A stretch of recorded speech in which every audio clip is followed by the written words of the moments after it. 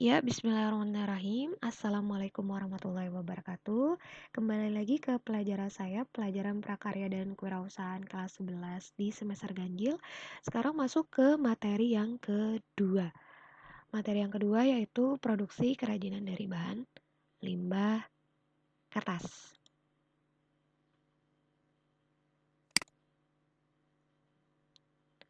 Sebelumnya, seperti yang komitmen sudah kita sepakati, jangan lupa komen di Google Classroom dan isi link Google Form yang sudah saya berikan. Oke, ya ini kita masuk ke kompetensi dasar 3.2 yaitu menganalisis sistem produksi kerajinan dari bahan limbah berbentuk bangun datar berdasarkan daya dukung yang dimiliki oleh daerah setempat. Kemudian yang 4.2 memproduksi kerajinan dari bahan limbah berbentuk bangun datar berdasarkan daya dukung yang dimiliki oleh daerah setempat. Oke, lanjut selanjutnya. Lingkup materi yang akan dibahas hari ini adalah yang pertama, pendahuluan tentang kerajinan. Kemudian yang kedua, jenis limbah berdasarkan senyawanya. Kemudian yang ketiga, prinsip pengolahan limbah organik. Kemudian yang keempat, produk kerajinan dari bahan limbah organik. Dan yang terakhir adalah tahapan proses penciptaan bahan kerajinan.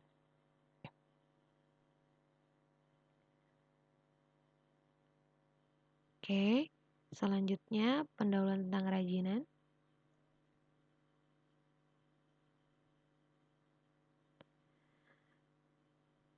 Oke, kekayaan alam dan budaya Indonesia merupakan modal munculnya keberagaman produk kerajinan di Indonesia. Kerajinan di Indonesia yang unik dan memiliki ciri khas daerah setempat menjadi acuan yang dapat menjadi penyemangat dalam mengolah kerajinan dari bahan limbah organik ini. Kemudian, sejak dahulu rakyat Indonesia telah menggunakan produk kerajinan sebagai alat memenuhi kebutuhan hidup sehari-hari dan ritual. Nah, kini kerajinan berfungsi sebagai hiasan baik interior maupun eksterior. Kerajinan dari bahan dasar limbah dapat dibuat dengan berbagai bentuk dan fungsinya. Kemudian yang kedua, jenis limbah berdasarkan senyawanya. Berdasarkan senyawanya, limbah dibagi menjadi dua. Yang pertama itu adalah limbah organik, yang kedua itu adalah limbah anorganik. Apa sih limbah organik dan limbah anorganik? Limbah organik merupakan limbah yang bisa dengan mudah diuraikan atau mudah membusuk. Limbah organik mengandung unsur karbon. Limbah organik dapat ditemui dalam kehidupan sehari-hari. Contohnya kulit buah, kemudian sayuran, kotoran manusia, dan kotoran hewan. Selanjutnya ada limbah anorganik. Apa itu limbah anorganik? Limbah anorganik adalah jenis limbah yang sangat sulit atau bahkan tidak bisa untuk diuraikan atau tidak bisa membusuk. Limbah anorganik tidak mengandung unsur karbon. Contoh limbah anorganik adalah plastik, beling, dan baja. Nah, ternyata limbah organik itu juga dibedakan menjadi dua jenis. Ada limbah organik basah, ada limbah organik kering. Nah, limbah organik basah itu contohnya kulit buah dan kulit sayuran atau daun-daunan. Pengolahan limbah organik basah dapat dilakukan dengan cara pengeringan menggunakan sinar matahari langsung hingga kadar air dalam bahan limbah organik habis. Limbah organik kering.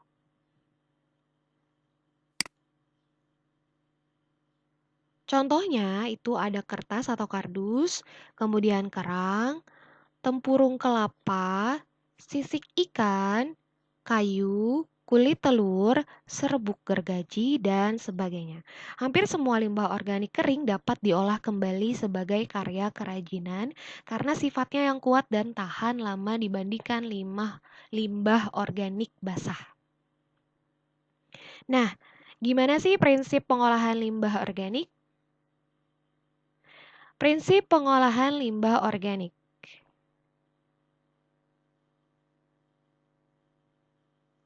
Oke, limbah hasil daur ulang ini dapat dikelola dengan efisien dan efektif agar sampah yang dihasilkan dari proses pemanfaatan ini dapat diminimalisir. Jangan sampai menghasilkan limbah baru yang justru semakin menambah permasalahan dalam kehidupan. Berikut ini adalah prinsip-prinsip yang bisa diterapkan dalam pengolahan sampah. Oke, prinsip-prinsip ini dikenal dengan nama 3R, yaitu mengurangi, reduce, menggunakan kembali, reuse, mendaur ulang, recycle. Mengurangi atau reduce, ini adalah meminimalisir barang atau material yang kita pergunakan. Semakin banyak kita menggunakan material, semakin banyak sampah yang dihasilkan. Jadi kita penggunaannya diminimalisir, disedikitkan penggunaannya. Kemudian yang kedua, menggunakan kembali atau reuse. Ini pilihlah barang-barang yang bisa dipakai kembali. Hindari pemakaian barang-barang yang sekali pakai kemudian dibuang. Nah, ini yang sering digunakan adalah mendaur ulang atau recycle.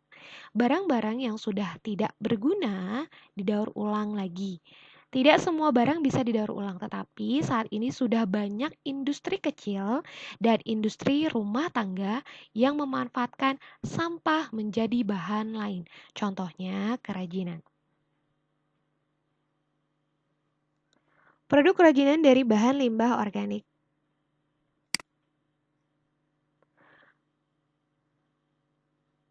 Nah, dari daerah manakah kamu berasal? Jawa, Jawa Tengah, Jawa Timur, Jawa Barat, Sumatera, atau Kalimantan. Nah, ternyata masing-masing daerah itu memiliki ciri khas kerajinan yang menjadi unggulan daerahnya. Hal ini tentu dikarenakan sumber daya limbah organik dari masing-masing daerah itu berbeda-beda. Nah, ini ada penggolongan hasil limbah organik dilihat dari kondisi wilayahnya, yaitu ada daerah pesisir pantai atau laut, daerah pegunungan, daerah pertanian, dan daerah perkotaan. Oke, ini akan dijelaskan satu-satu. Daerah pesisir, pantai, atau laut. Limbah organik yang banyak tersedia adalah seperti cangkang kerang laut, sisik ikan, tulang ikan, tempurung kelapa, sabut kelapa, dan lainnya yang sekiranya itu ada di daerah pesisir pantai atau laut. Kemudian di daerah pegunungan, limbah organik yang banyak dihasilkan di daerah ini adalah kulit buah-buahan yang bertekstur keras seperti salak, durian, kulit pete Cina, dan lainnya. Kemudian daerah pertanian, limbah organik yang didapat di daerah pertanian itu contohnya jerami padi, kulit jagung, batang daun singkong, kulit bawang, dan yang lainnya juga. Kemudian di daerah perkotaan ini umumnya di lingkungan sekitar kita itu limbah yang dihasilkan di daerah perkotaan bisa seperti kertas, kardus, kulit kacang, kulit telur, kayu, serbuk gergaji, serutan kayu, dan yang lainnya. Oke, proses pengolahan masing-masing limbah organik secara umum itu sama. Pengolahan dapat dilakukan secara manual maupun menggunakan mesin. Prosesnya yaitu ini adalah proses pemilahan limbah organik. Pemilahan pertama, pemilahan bahan limbah organik. Kemudian yang kedua, pembersihan limbah organik. Yang ketiga, pengeringan. Yang keempat, pewarnaan. Yang kelima, pengeringan setelah pewarnaan. Yang keenam, finishing sebagai proses akhir siap pakai. Oke.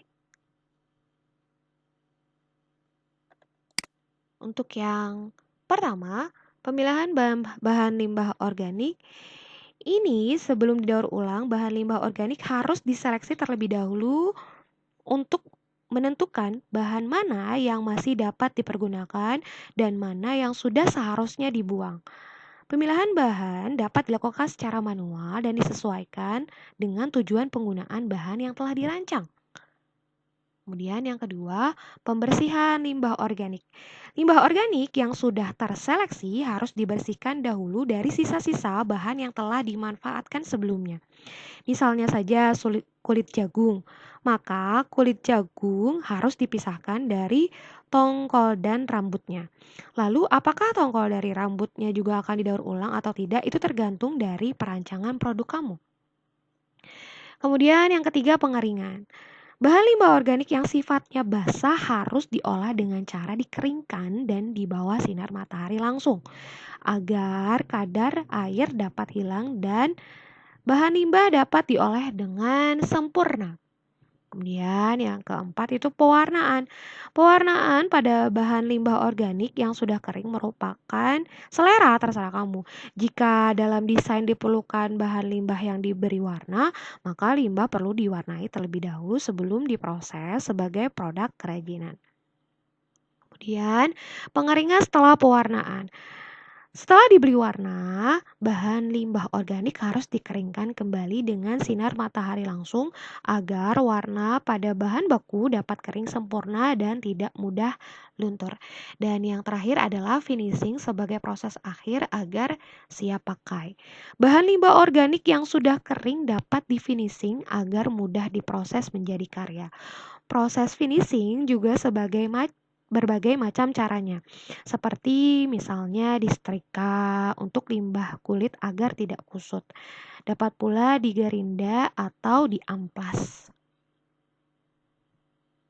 Nah, sekarang tahapan proses penciptaan kerajinan. Nah, ini tahapan-tahapannya. Tahapan proses penciptaan karya kerajinan yang baik dan berkualitas. Jadi sehingga karya kerajinan kamu bisa lebih berkualitas. Yang pertama, itu menentukan bahan dan fungsi kerajinan. Yang kedua, menggali ide dari berbagai sumber. Yang ketiga, membuat beberapa sketsa karya dan menentukan sebuah karya terbaik. Kemudian yang keempat, menyiapkan bahan dan alat. Yang kelima, membuat karya kerajinan. Yang keenam, mengevaluasi hasil karya. Oke, yang pertama itu menentukan bahan dan fungsi kerajinan. Menentukan bahan dasar dan fungsi kerajinan yang dibuat sangat penting karena bahan dasar yang digunakan berpengaruh terhadap fungsi dari sebuah produk kerajinan dan demikian pula sebaliknya. Sebagai contoh, apabila kita membuat mangkuk untuk wadah sayur, maka tentu saja bahan yang digunakan haruslah sesuai. Misalnya yaitu dari tanah liat ataupun logam. Kemudian yang kedua, itu menggali ide dari berbagai sumber. Penggalian ide dari berbagai sumber itu diperlukan sebagai bahan referensi atau tolak ukur dalam proses penciptaan suatu karya. Hal ini juga penting karena dengan adanya ide dari berbagai sumber, maka bukan tidak mungkin nantinya dapat dimanfaatkan untuk menghasilkan suatu karya kerajinan inovatif model baru. Kemudian yang ketiga, membuat beberapa sketsa karya dan menentukan sebuah karya terbaik. Sketsa produk diperlukan sebagai acuan dalam membuat suatu karya kerajinan. Oleh sebab itu, dalam proses pembuatan suatu karya kerajinan dibutuhkan adanya sketsa yang jelas sehingga dapat mempermudah dan mempercepat pengerjaannya. Kemudian yang keempat, menyiapkan bahan dan alat. Alat dan bahan disiapkan sesuai dengan kebutuhan. Sesuai dengan kebutuhan yang dimaksud di sini adalah disesuaikan dengan jenis, fungsi, model, dan produk yang akan dibuat. Kemudian yang kelima, mulai membuat karya kerajinannya. Pembuatan karya dapat dilakukan dengan mengacu pada sketsa yang telah dibuat sebelumnya dan dengan menggunakan alat serta bahan yang telah disiapkan sebelumnya juga. Yang mana dalam hal pembuatan karya kerajinan di sini tentunya tidak lepas pula dari fungsi kerajinan yang telah ditentukan sebelumnya. Nah, yang terakhir, mengevaluasi karya. Apakah produk kerajinan yang diciptakan sudah sesuai dengan yang diharapkan, atau ternyata produk kerajinan yang dihasilkan masih jauh dari rencana sebelumnya? Nah, disinilah perlunya evaluasi terhadap karya yang dihasilkan. Karena dengan melakukan evaluasi, maka dapat diketahui berbagai kekurangan serta kelemahan selama proses pembuatan karya kerajinan tersebut. Dengan demikian, maka secara otomatis dapat diketahui pula dengan segala kekurangan dan kelemahan dari produk kerajinan yang dicipta, yang akhirnya dapat dipergunakan sebagai tolak ukur sebagai dasar untuk melakukan perbaikan dan pembenahan dalam proses pembuatan yang berikutnya, sehingga benar-benar dapat menghasilkan karya kerajinan yang baik dan berkualitas. Oke, quotes of the day. Pemenang itu bukanlah orang yang menyerah begitu saja dengan keadaan dan banyak alasan, tapi pemenang adalah orang yang terus berjuang sampai ia bisa mengalahkan ego dan kemalasannya sendiri, kemudian menjadi berhasil karenanya.